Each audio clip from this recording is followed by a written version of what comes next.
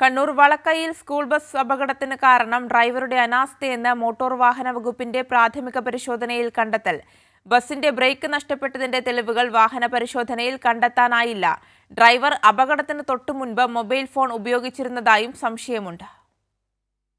ബസിന്റെ ബ്രേക്ക് പോയി നിയന്ത്രണം വിട്ട് മറിഞ്ഞുവെന്നാണ് ഡ്രൈവറുടെ മൊഴി. എന്നാൽ മോട്ടോർ വാഹന വകുപ്പ് നടത്തിയ പരിശോധനയിൽ ബ്രേക്കിന് തകരാറില്ലെന്ന് കണ്ടെത്തി. ബസിന് മറ്റേതെങ്കിലും യന്ത്രത്തകരാർ ഉള്ളതായും കണ്ടെത്താനായില്ല. ഡ്രൈവറുടെ അനാസ്ഥയാണ് അപകട കാരണമെന്നാണ് പ്രാഥമിക പരിശോധനയിലെ കണ്ടെത്തൽ. അത് ഇപ്പം അയാളോട് ചോദിച്ചപ്പോൾ ഒരു സൗണ്ട് കേട്ടു എന്ന് പറഞ്ഞു. ആ സൗണ്ട് കേട്ടത് അവിടുന്ന് നാട്ടുകാർ പറഞ്ഞ് അവിടെ ഒരു തിട്ടിയിലിടിച്ച സൗണ്ടാണെന്നാണ്.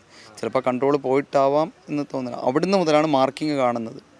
ബാക്കി ഈ മാർക്കിംഗ് എന്ന് പറയുന്നത്. അപ്പോൾ അവൻ സ്റ്റെയർ ചെയ്യാൻ ശ്രമിച്ചിട്ടുണ്ടാവുന്ന അതിൽ മനസ്സിലാക്കാൻ പറ്റുന്നത്.